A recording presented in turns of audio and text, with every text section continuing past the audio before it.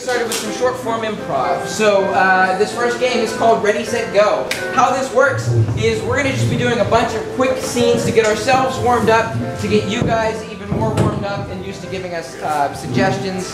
We're going to be making this stuff up off the top of our heads. So to get us started, all we need is a single word to inspire all of these scenes. Just one word. Banana?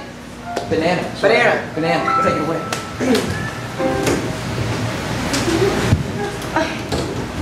This vacation is so great! Oh my god, it's like just a different world down here. You know? All the produce.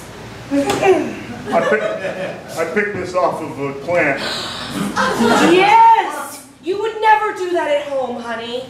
You would never just go to a tree in Pittsburgh and pick off a banana and eat it. Costa Rica is freeing.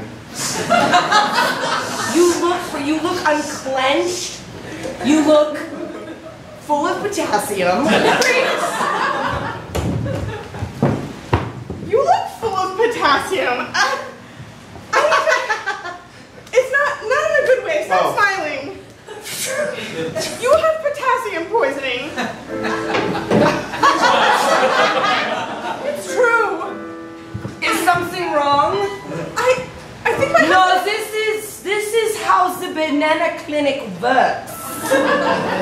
You eat bananas until you are full of poison.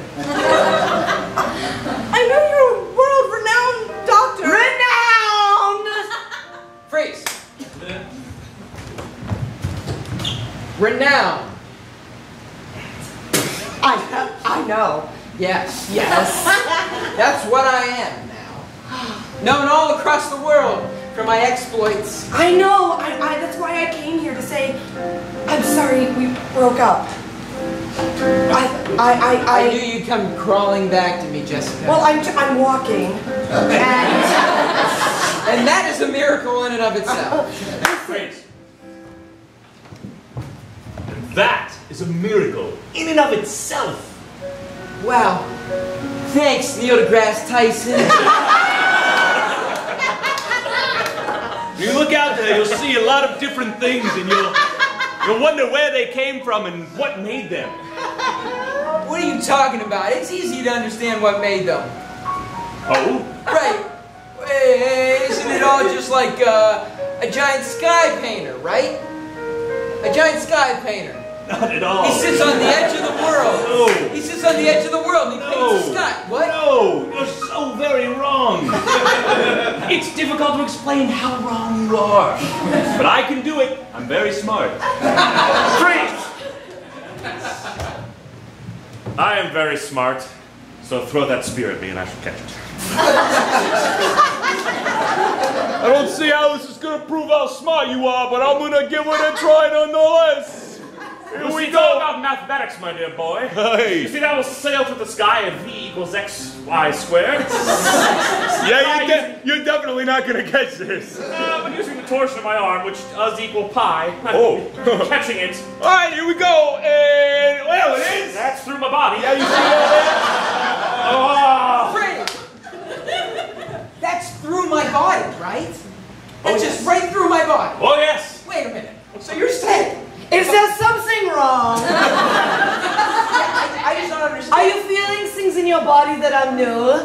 It's called potassium. It's a K on the periodic table. Don't let her give it to you.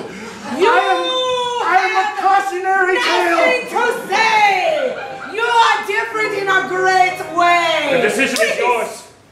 You are different in a great way, sweetheart. Yellow. Carol Ann, get in here right now. Carol Ann.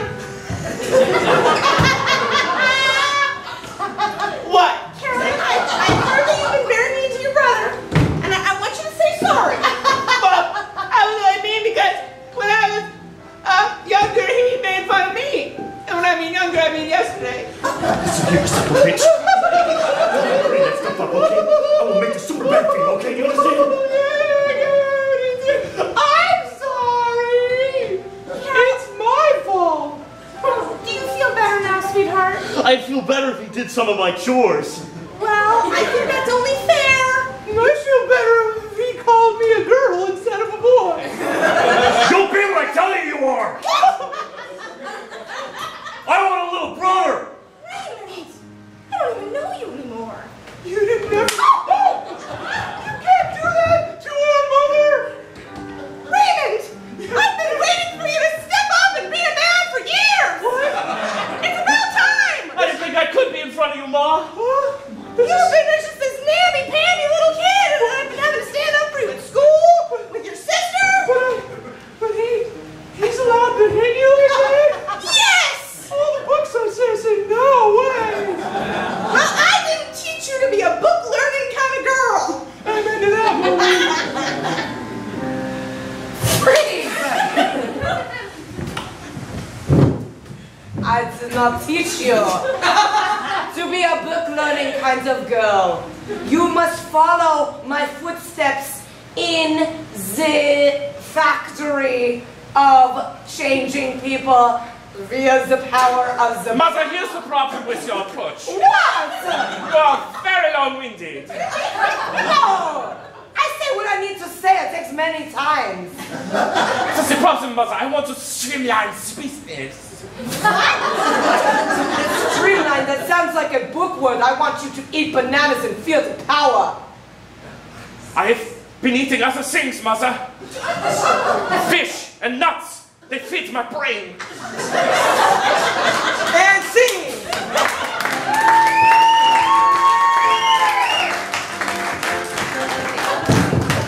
Alright, this next game that we're going to play requires a little bit more help from you guys. What we need are 2 brave volunteers who would like to come up and sit in these chairs, but I assure you it's nothing embarrassing. All we need are 2 people that know words. Preferably a lot of words, preferably a lot of different words. You're going to come up here and we're going to sit in these chairs.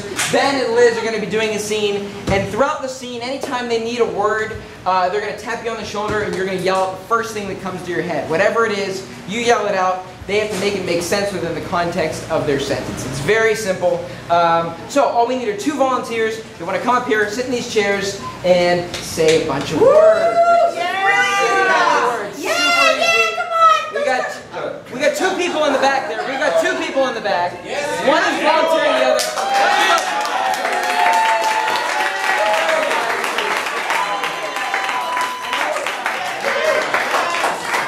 There you go. This brave gentleman was volunteering his wife, so they're both. Wow. Well, what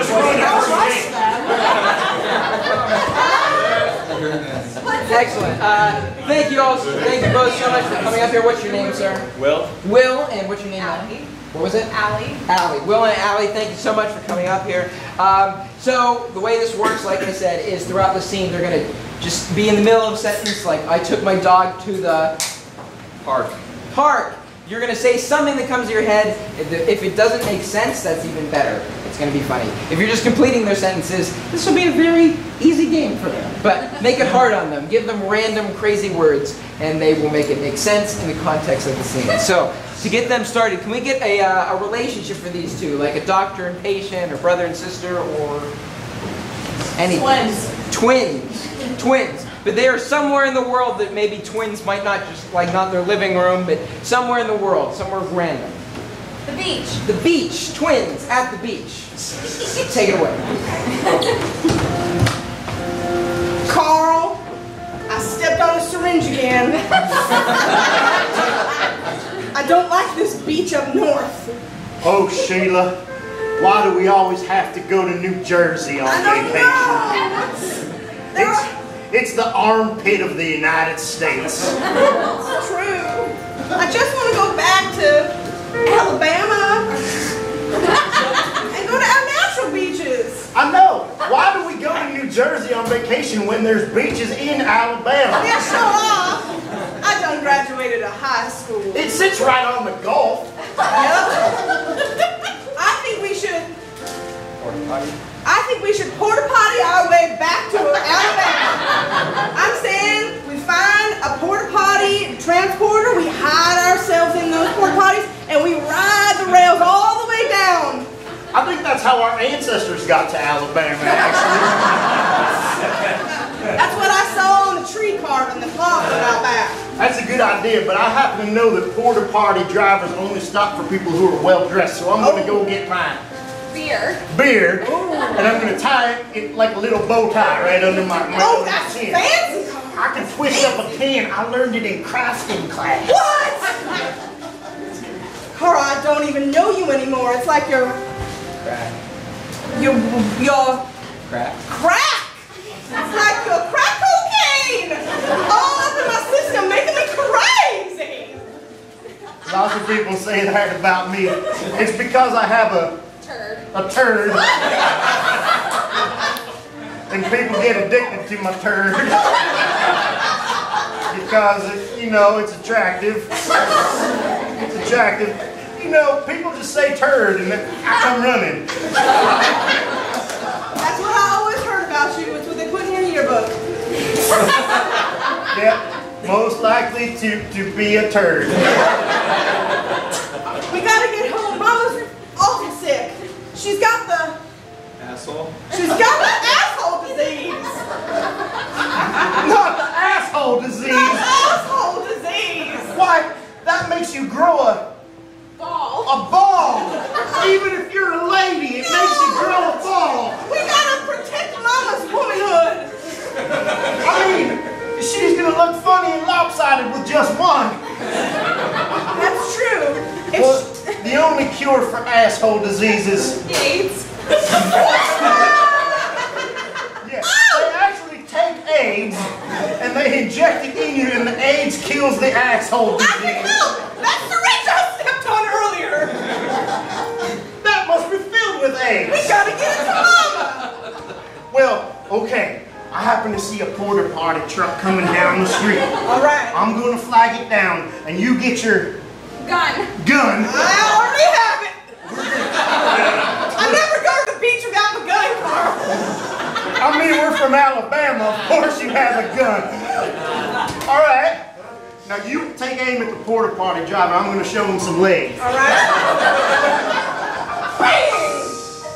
Oh my God, you got him. You hit him right in the nuts. We can take one of his spare balls when it falls off and give it to Mama if she doesn't grow that single one. Just in case the AIDS doesn't You know work. what I'm thinking of? On the way back to Alabama, we should stop in Pittsburgh, because I hear tell the people there only know words like turd and nuts. And scene.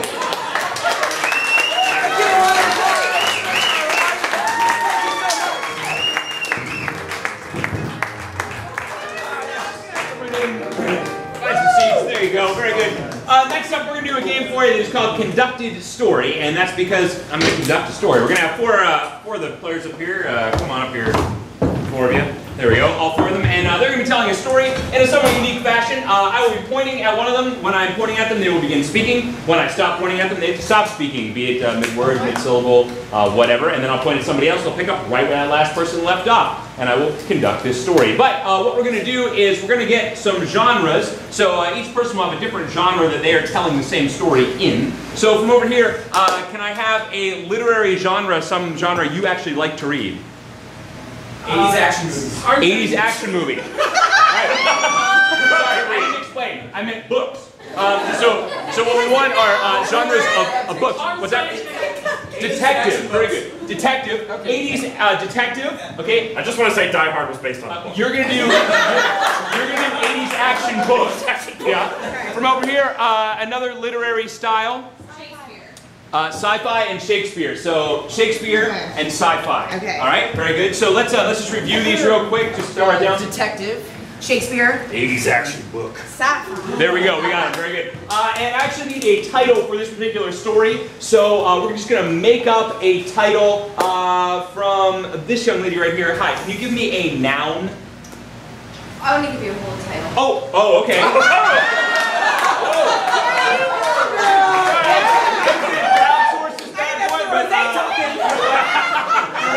Go ahead, give me a whole title. Where we once lived. Where we once lived. Very good. The story of where we once lived, and here we go. The Detective Broxton woke up that morning. He took a whiskey and he swilled it down. He was 3 days from retirement. The boss called him on his phone that was attached to the wall. The 80s. Lord Bronson was so enticed by the jester who came into his squire's land. He forsaketh all of his duties that day to listen to this task that was upon him. And the task was that he had to unscrew the phone and find the bug that the government had planted there. The jester came in, dressed in strange clothes, almost as though he was from another planet and watched our movies and thought this is how we dressed. The jester was a sight for sore eyes. He had a long, slinky dress on with a slit up the side. Bronson didn't know what to do with himself. Lord Bronson said, "Is this the day that I meet my lady?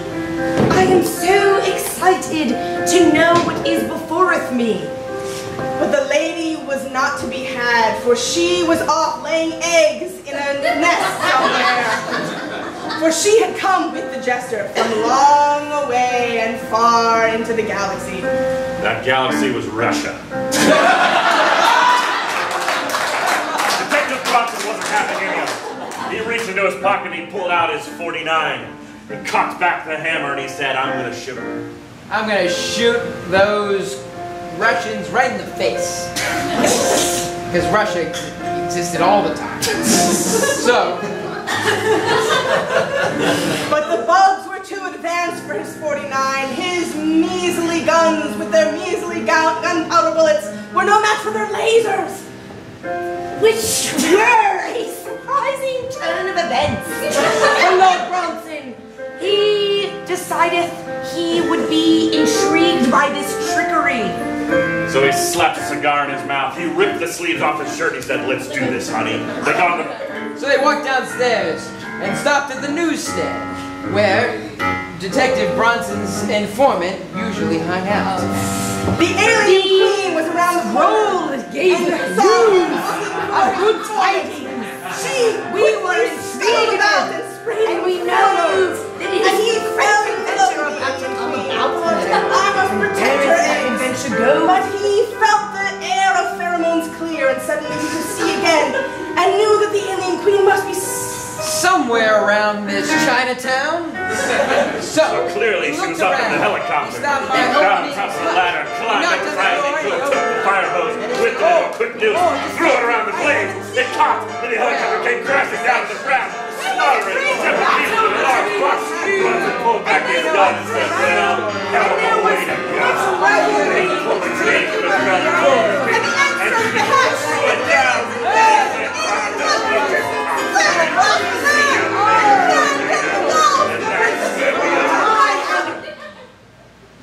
And that's where we used to live.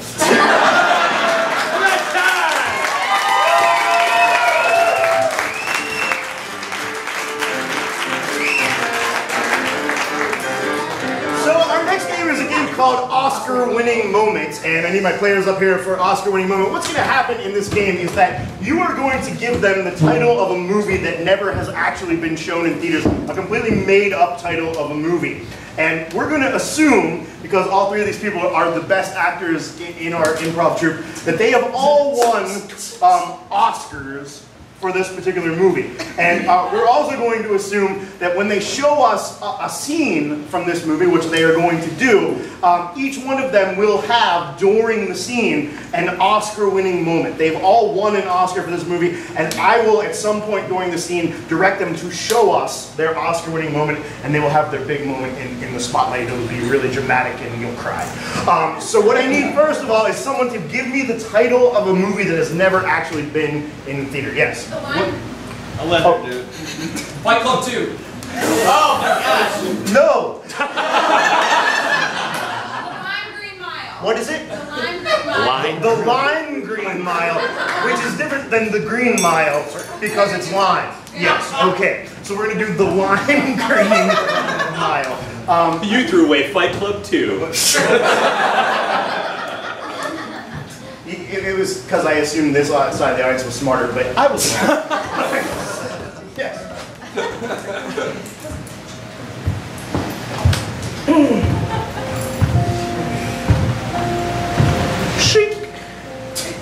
You're just walking there?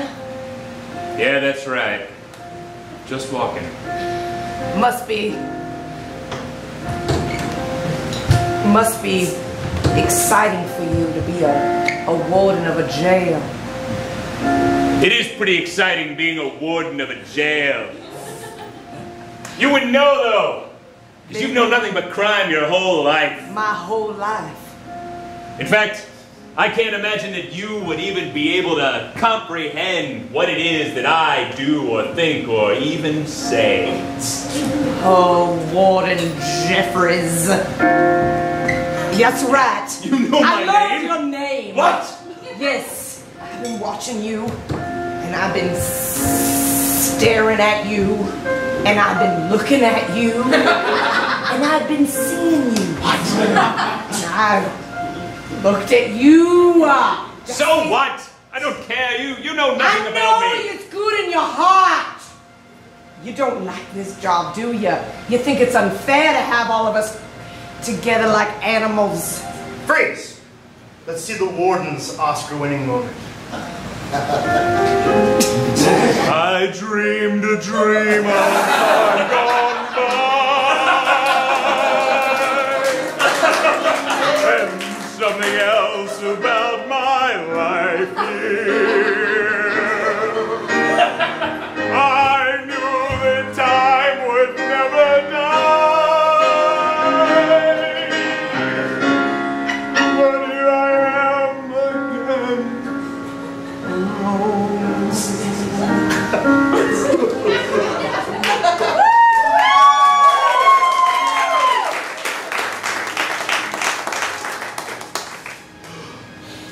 That was an interesting song. What? Yes. I made it up here, right now. I understand that. Almost seems as if it would come from somebody in a lower position of power. Don't you understand? I understand. In here, I am a lower position of power. Mr. Warden, I heard you singing in here. And all the boys are wondering what's going on. Oh boy! Looks like your secrets are now for God to know. Silence!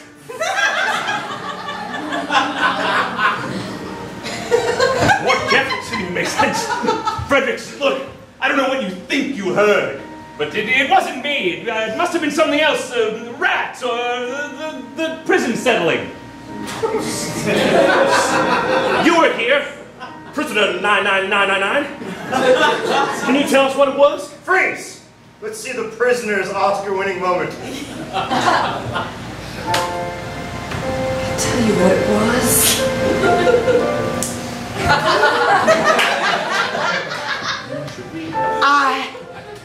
I saw something in him. I saw something in the warden.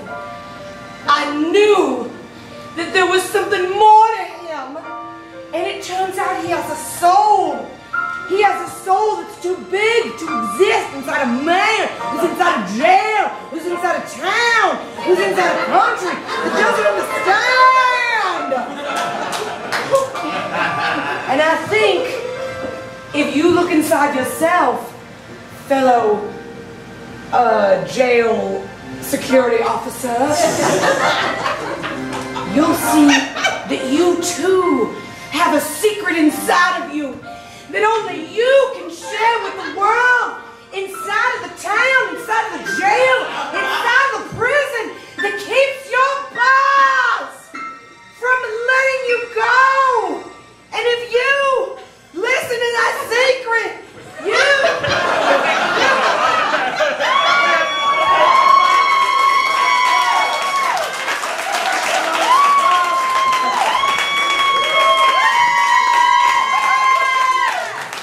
Someone's gonna get her, right? Fredericks, you were supposed to fix this damn door. Freeze! Let's see Frederick's Oscar-winning moment. Well, you say fix. But you know, those words, they've been reverberating around his head for the last couple seconds. And you know what? There's other things need fixing around here. There's a lock on me, a lock that's been holding me back. She's right. We put the jails in ourselves, Warden Jeffries. We put our own key in the lock and we snap it tight. We seal ourselves away, but we are our own jailers. I am a security guard, but in the inside, I am my own God. And it's time. It's time I took that key and I unlocked that thing and I pull open the doors and I admit to myself what I truly am. I'm a puppeteer. You mean like... You've never seen my puppets, have you, Warden? You've never asked me what I do in my private time. But no longer are you puppeteering me, giving me orders, yes. Now I'm the puppeteer and I'm telling you what business is. What? We're letting them all out. We're sending them all out a brand new door and a brand new day. We're gonna release everybody, everyone, including Warden ourselves. See!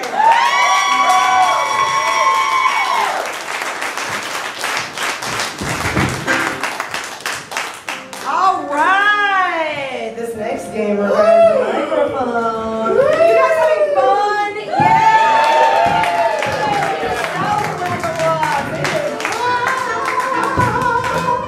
All right, the next game we're going to play is the dating game. I'm going to be the host of the dating game. Some of you may remember the dating game from the 70s on television, and it's where 3 bachelors would vie for the affection of 1 bachelorette, or the other way around. So how this is going to work is these 3 are going to get suggestions from you guys as to little things that are interesting or weird about them.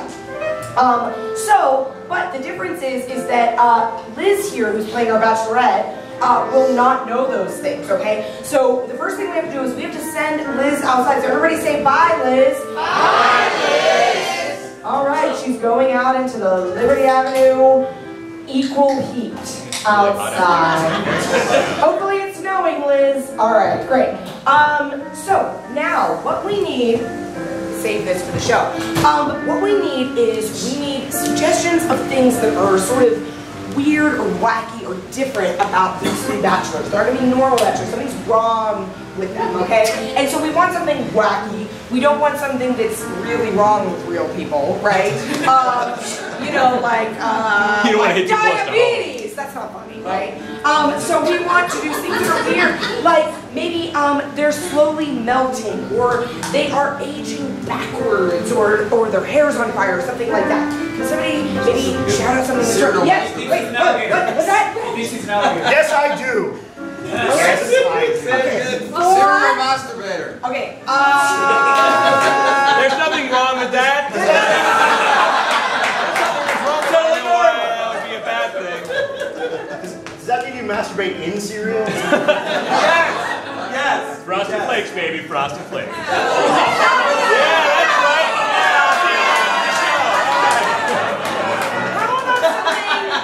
right. How about something less overt? Totally into wrinkles. What? Totally into wrinkles. Totally into wrinkles? Yeah. What? Love it. You are fucking into wrinkles. You see wrinkles on someone and you're like, let's get it on. All right, great. And for Matt, how about like in the back? Somebody has an idea? Yes. Every time he hears laughter, he thinks the person next to him is going to explode. Love it. Every time you hear laughter, you think the person next to you is going to explode. Wow. What a multifaceted, amazing suggestion. Yeah. Thank you, ma'am. Thank you, Aaron. Okay, so, great. We have our 3 things. Let's review. I love alligators. And I think I am one. There you go. I love wrinkles. They turn you on. I'm hard for wrinkles. Okay. Every time I hear laughter, I think that the person next to me is going to explode. All right. Those are some kooky bachelors. All right, on the count of 3, I want you guys to all say together, Come on back, Liz. 1, 2, 3. Come on back, Liz!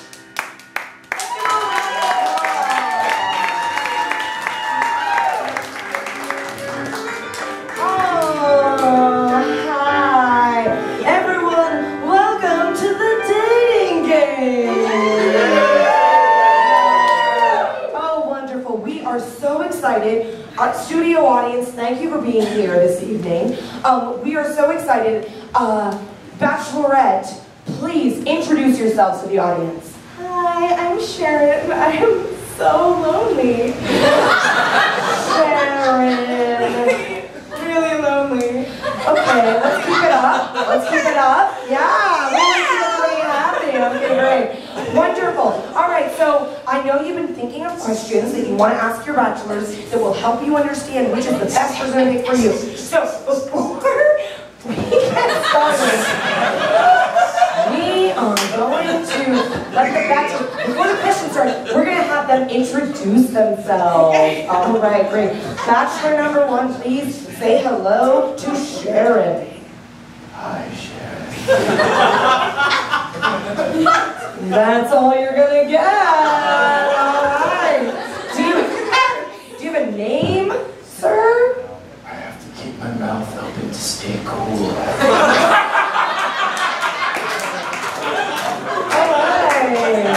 What is the deal with Bachelor number 1? Okay, great. Bachelor.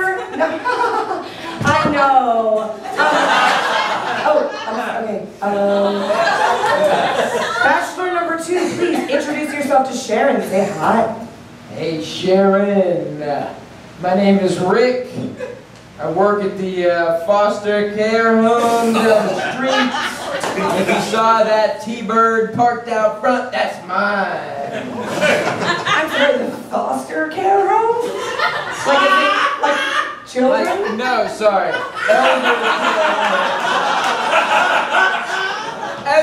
It's a combo. It's elderly people taking care of foster children. Don't worry, I'm not into kids. That seemed like the worst introduction. All right. Rick, thanks for being here. Think about those answers before we say them.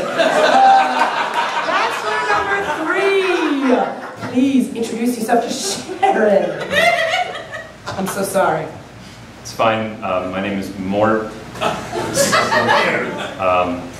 work at a funeral home. Mort? That's correct. That's a funny name. Okay. All right, Mort. We're paying you a little bit, so you gotta stay in that seat. All right. Great. Moving on. Sharon, we're gonna have you ask 2 questions to all the bachelors. All right? So, what's your first question to the bachelors? Okay, I've been dumped a lot. So, if you were gonna break up with me... Amen, sister. Fuck!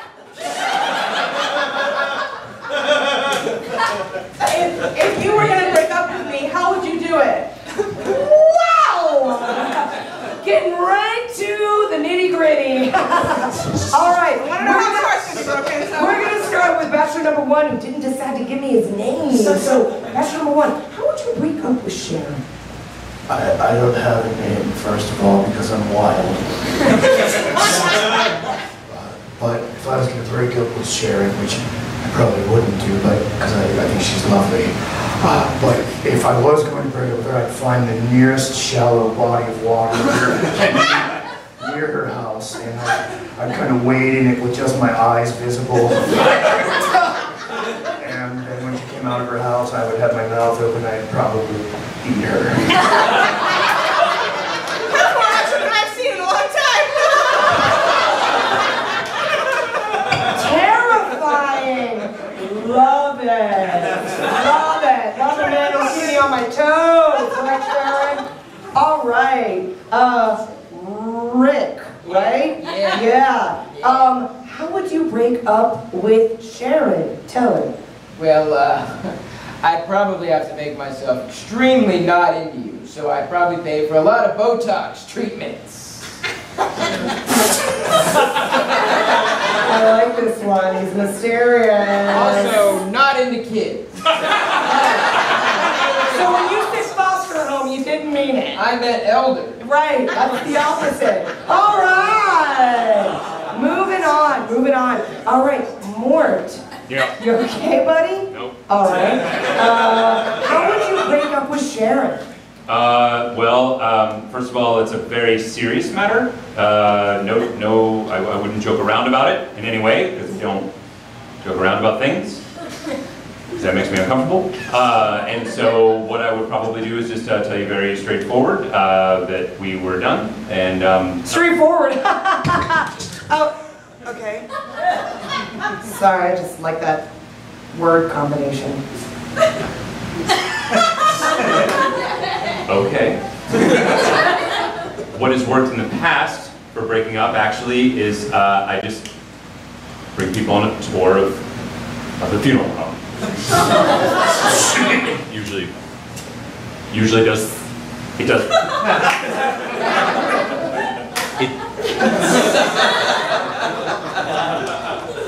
It does. That's funny. Oh my God.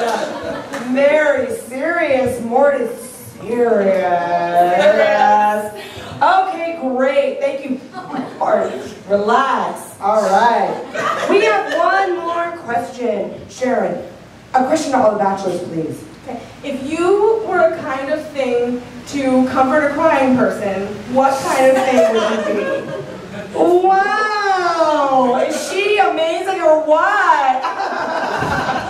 Oh my God. Great. All right. For this one, we're going to start with Rick. Okay, Rick, if you were something to comfort a crying person, was that your question? Great. Okay, that's a good one. Yeah. Great. Here we go. And tell me your answer now. I'd recommend a long, hot bath. You know, like another bath. You just really soak in for a while. Really just get in, let it get in all of your pores. Really, and then if you were still upset after that, I'd unleash a couple pugs on you. Maybe a bulldog. What? Yeah, and then we'd sit down and we'd watch the California Raisins cartoon. And maybe flip through a Trapper Keeper that has lots of folds. All right. Sharon, this is so informative. All right, great. We're going to go to Mort now. Mort, if you were to be a thing for Sharon, what would you be? Well, honestly, I don't like to comfort people who are crying. I actually prefer crying, because it means... I'm sorry. That's just funny. It was funny what you were saying. You're funny. And I'm sorry. I just want you to keep yourself together. Okay? So, what I'm saying, are you all right? Yes. Good. Okay. What I'm saying is, crying's good. Go with crying.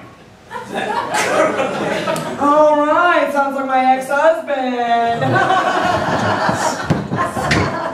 Mort, relax.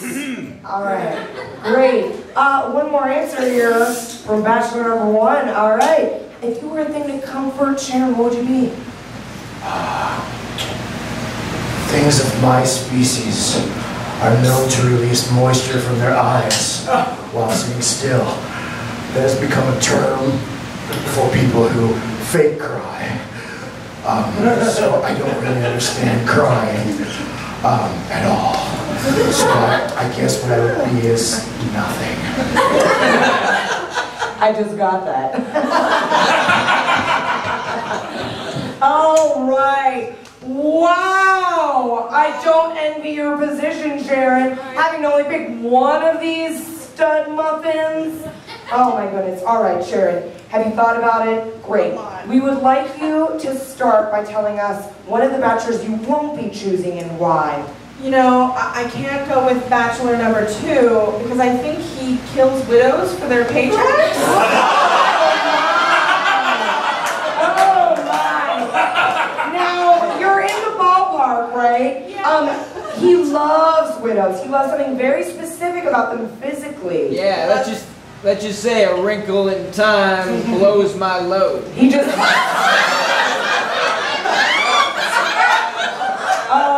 Sherry, that clue was him fucking telling you. What do you think's wrong with him? He loves old ladies. And specifically... Wrinkles? There's a lot of things wrong with me, but I don't have any. I'm going back to the I understand. All right, great. Who else are you going to be choosing? So I don't think I'm going to choose Mort, because as much as I love crying, I can't be with someone who's deathly afraid of laughter. Yeah, that's good enough. Let's give it up for him. He's afraid if the person next to him laughs, they will die violently. Yeah, I remember. I just say it. Explode. Okay, great. Oh my goodness, that means nameless. Tell me why you're picking that guy. I just have a thing for cold-blooded men. I can't help it. I love crocodiles. Woo!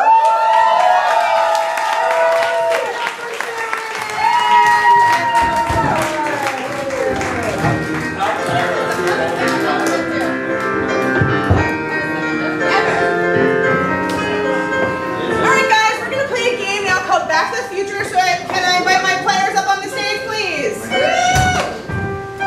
These guys are going to do a real quick scene for you, nothing too complicated, but from this side of the audience, I need an activity they need to complete. What is an activity they could complete together? An obstacle course. Great! because the air conditioning's working really well. I love obstacle courses. Alright, you may begin. All right, gentlemen. Time has come for you to complete the obstacle course. Yes, sir. All right. I'm going to get into the Army no matter what, sir. Very good. I wish you had as much gumption as this man had. He might be bigger and stronger than me, but I've got the gumption to make it happen, sir. You're ironclad. I can't wait to have you in this man's army. You make me sick. But here's the point. You're going to have to make it over the wall here, and then we got the tire swing. Now, it's not as fun as you might imagine. Then you got to go over the rail of spikes. And then both of you got to field dress a gun and rebuild a tent out of that gun. I've been training for this all my life, sir. That's right. Because you were a golden eagle in this man's army. You? How do you train for that? Listen, don't make me vomit my own mouth by looking at you. You don't have the heart this man has. I mean, he's just said he's been training his whole life to build a tent out of a gun. I wish those words would come out of your mouth. Why can't he have been trained that way? Baby's been trained in weird ways for a while. Not all of us are born with physical gifts, Tom. Some of us have the internet, Tom.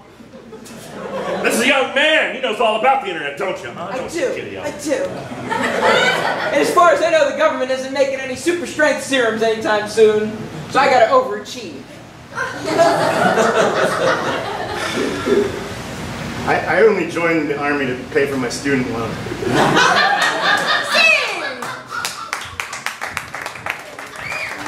Okay, that was fun.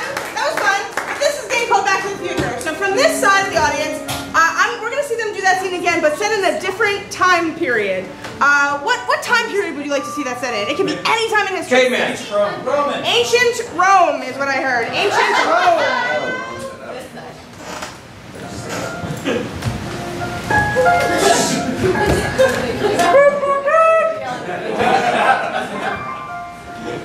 Good gentlemen, Trisius, Clotautius. It is time for you to perform the first Olympic Games. I'm ready.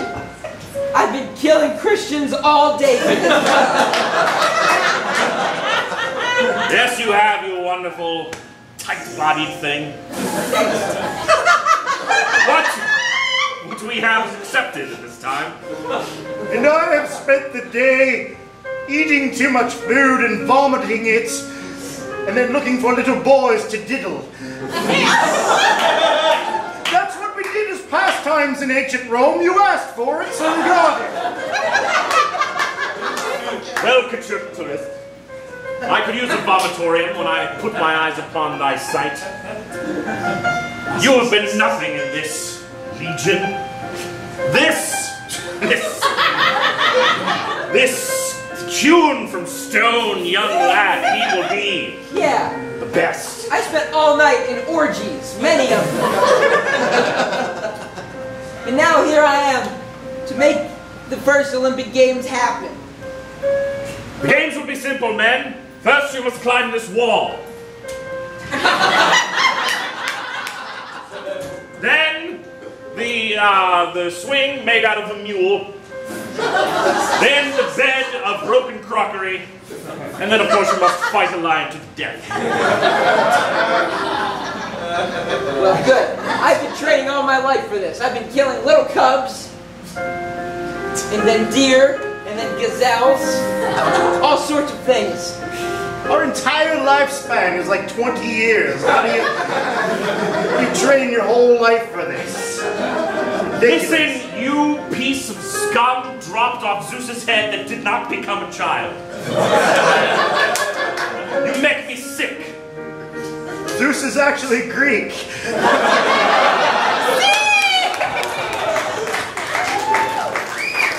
Alright, we're going to make them do it one more time, in another time period, this time as different as you can think of from ancient Rome.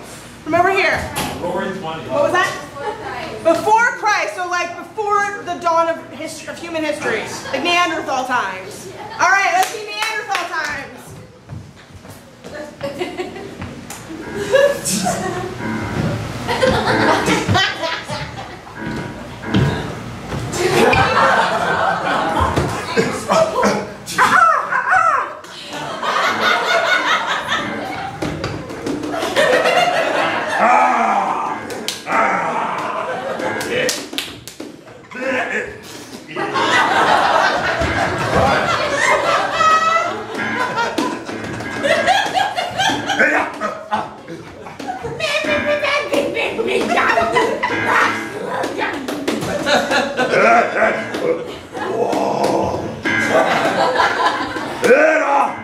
Real.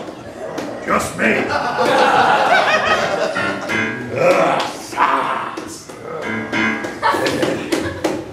Woolly mammoth.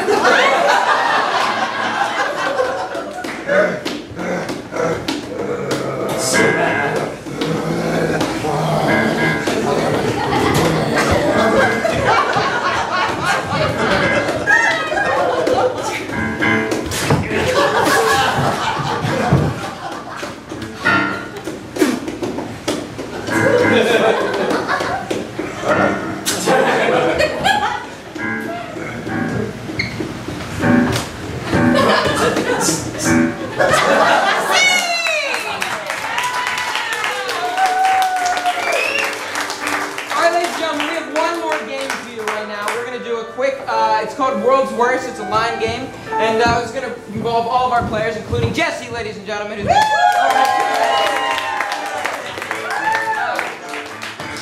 play this game, then we're going to take a quick intermission, use the restroom, and get set up for the second half of our show. But this game is called World's Worst. How it works is we're going to ask you for a bunch of different suggestions, and there's going to be a lot of that in the second half. And we're going to show you the world's worst examples of them. It's pretty simple. So, to get us started, can I just get a normal, say, blue-collar occupation? Janitor. World's worst janitor. That's what we're going to start. Well, I used to work in a foster home. Yeah.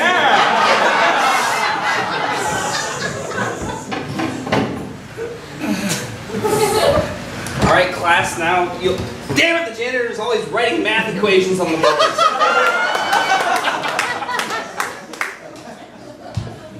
Oh, no, I don't use buckets.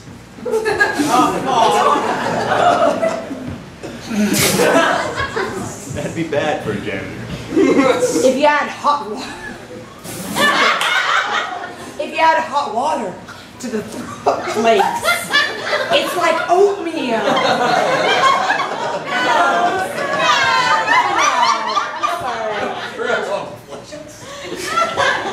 Well, nothing cleanses better than fire.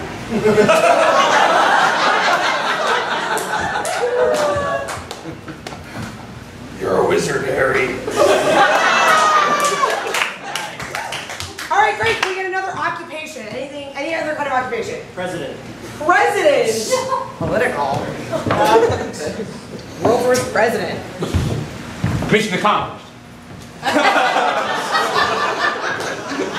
Can we get another occupation? Seamstress. What's that? Seamstress. Seamstress. Thank you. Oh, it appears all of my mice have taken off for the day. Let me just get your inseam. And a little higher. Higher.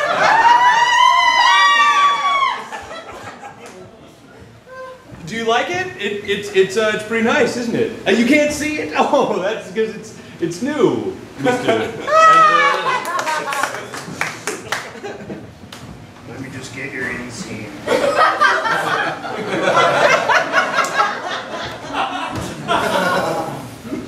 Can I get another occupation, please? Pirate. Pirate? Here, this is yours! Ha ha ha!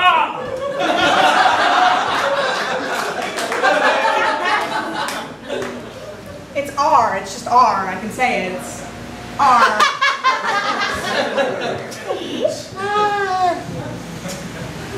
Hi, I'm Adam LaRoche.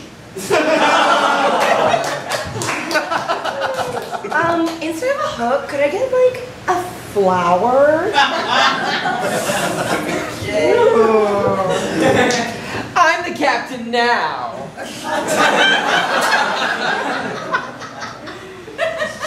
All right, let's get another suggestion. How about let's get an event, like an event that happens in your life, very important event, like a Bar mitzvah. Bar mitzvah. Very good. It's the world's worst thing to happen at a bar mitzvah, or say at a bar mitzvah.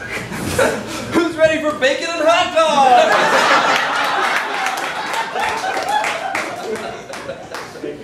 And I'd like to thank my father for paying for all the... Oh no. Someone forgot to